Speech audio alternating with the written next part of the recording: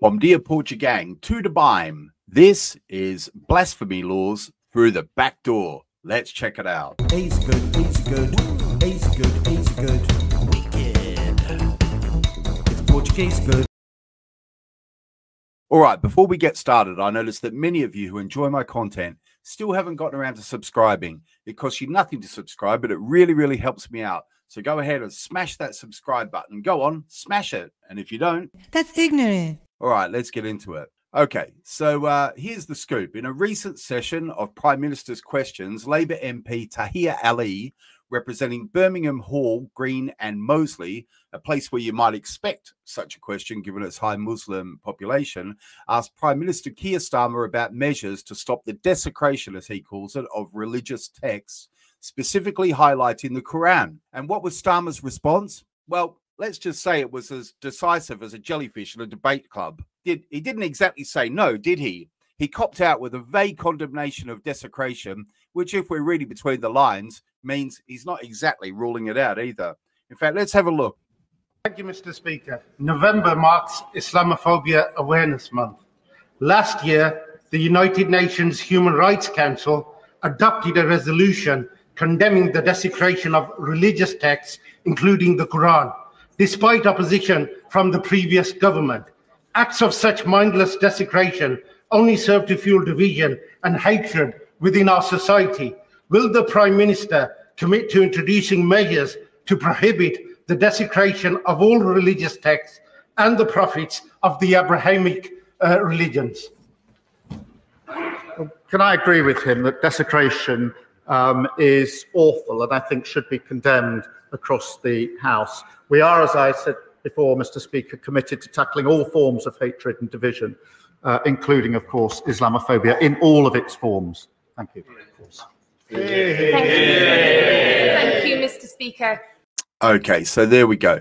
Now let's get into the nitty-gritty. So Ali's proposition might seem benign on the surface. Who would want to see holy books defaced, right? But here's the kicker. This isn't just about protecting sacred texts. It's about stifling the very freedom that allows us to question, critique, or even satirize religious beliefs. Why this proposal smells like backdoor blasphemy laws. So blasphemy laws were abolished in England and Wales in 2008 and in Scotland in 2021. But here we are, like a bad sequel nobody asked for, potentially reintroducing them under the guise of combating Islamophobia or hate crime. The push for such laws, wrapped in the velvet glove of protecting religious sentiments, is essentially an iron fist aimed at free speech. This proposal isn't just a slippery slope. It's a greased up slide with no end in sight. If you can't handle your holy book being crumpled or criticized, then perhaps we need to reevaluate what kind of society we're building here. In a free society, if I own a book, any book, I should be free to use it as a doorstop, a paperweight, or even kindling for my garden bonfire. But no, the proposal suggests that some books are more equal than others, and that's where things start to get Orwellian.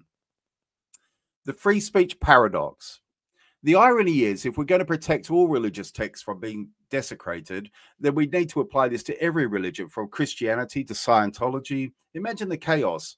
What's next? Prosecuting someone for using the Bible as a coaster at a pub, or perhaps arresting a stand-up comedian for making a jest about a religious figure? Critics, including yours truly, argue that this move is a direct assault on freedom of expression. The right to critique, to question, or even to mock is fundamental in a democratic society. It's what keeps religions from becoming untouchable monoliths that dictate societal norms unchecked. Remember, every religion has had its moments of critique, from the Monty Python's Life of Brian to Salman Rushdie's The Satanic Verses. Should these now be censored? A warning to Portugal and beyond. Now, from my sunny perch in Portugal, this looks like a warning sign. Britain, with its rich tapestry of culture, has always been a beacon of the West's commitment to pluralism and free expression. If Britain starts taming its tongues over religious sensitivities, what hope do smaller, potentially more conservative countries have? Multiculturalism is a beautiful idea until it starts demanding conformity of thought under the threat of law.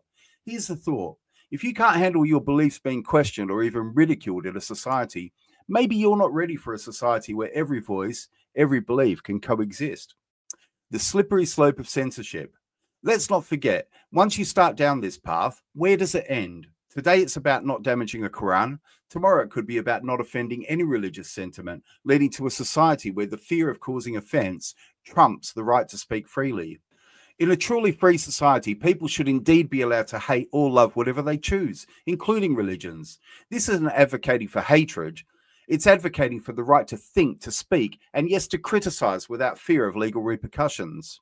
So in conclusion, there you have it, folks. The UK Parliament, or at least some of its members, seem keen on tiptoeing around the edges of reinstating blasphemy laws under a new guise. This isn't just about religious respect. It's about control over discourse, over thought, and over how we as individuals choose to interact with ideas, including those that we might find sacred or profane. To my fellow Portuguese viewers, and indeed to anyone watching, let Britain be a lesson in vigilance. Guard your freedoms jealously, because once they're chipped away in the name of harmony or respect, they're tough to reclaim. Remember, in the marketplace of ideas, even the most offensive should have the right to be heard, debated, and yes, even ridiculed, because in freedom lies our true strength, and in censorship, our downfall. And I just want to speak briefly about this. I think Tahir Ali mentioned it in his short speech there, was about it being Islamophobia Awareness Month. And I think, for me, that's even more baffling than the Quran desecration debacle, isn't it? You know, oh yes, we've dedicated a whole month to Islamophobia. I mean, why not just give it a day, or better yet, even an hour, or perhaps even better, nothing at all? But, you know, apparently one day isn't enough to remind us not to be bigots, is it? But here's the kicker. Islamophobia itself, the word, bandied about like it's some sort of medical condition, isn't exactly grounded in the same scientific rigor as, say, arachnophobia. You know, Islamophobia as a term was coined to shut down critique under the guise of combating prejudice. It's become a catch-all phrase for anyone who dares to question or critique Islam, which, by the way, is just the kind of thing you'd expect in a society that values open discourse, right? Now, let's ponder this for a moment. We don't have Judaism phobia or Christianity phobia months. In fact, we don't have a term Judaism phobia or Christianity phobia at all. Wonder why? Could it be because critiquing these religions isn't immediately branded as hatred? Or is it because they don't have lobby groups with such a stranglehold on the narrative? Here's a thought experiment. If you burn a Torah or a Bible, do you get the same uproar? Probably not. You might get some frowns, some tuts, maybe a how dare you, but no one's rushing to legislate your right to use your own possessions. The term Islamophobia has been stretched so thin that it's practically transparent. It's become a weapon to silence any form of critique, even legitimate discussions about extremism, women's rights within some Islamic contexts, or the political use of religion. If you're against female genital mutilation, are you Islamophobic? If you question Sharia law's compatibility with Western legal systems, are you Islamophobic? See where this is going? This isn't about hatred towards Muslims. It's about preserving the right to discuss, debate, and yes, criticize any ideology, religion included, without being slapped with a label that's as vague as it is loaded. So here we are, dedicating a whole month to a concept that's as nebulous as a cloud. Meanwhile, we could be celebrating the Freedom of Speech Month or Critical Thinking Month. But no, we're here patting ourselves on the back for not being phobic, while ironically, we're becoming increasingly fearful of speaking our minds. In a world where we're told to be more inclusive, where's the inclusivity for those who want to engage in open, albeit critical, dialogue about religion? Where's the space for the person who might say, I love my Muslim friends, but I disagree with some aspects of their faith, or in fact, even all aspects of their faith? Back to our regularly scheduled outrage. So as we wrap up Islamophobia month, let's remember the real phobia we should be tackling isn't about fearing a religion, but fearing the loss of our right to free speech. Because once we start labeling every critique as phobic, we're not just protecting a religion, we're stifling the very conversation that keeps society dynamic and free. But those are just my opinions. I want to hear your opinions in the comment section below the video. Do you think that Islamophobia is a real thing? Do you think that we should have blasphemy laws in the UK to protect against desecration of Bibles or Qurans, for example? I don't think anyone's saying that it's something that we ought to do. I don't think that desecrating a Bible or a Quran, for example, is a good thing to do. But do you think that people should have the right to do that if they want, if it's their property? Let me know, argue it out in the comments as always. And as always, please be respectful. But I think I'm going to wrap the video up here. If you like this type of content, and you're new around here, please consider subscribing. It really, really helps me out. And if you like the video, please give it a thumbs up. Muito obrigado, amigos. Ciao.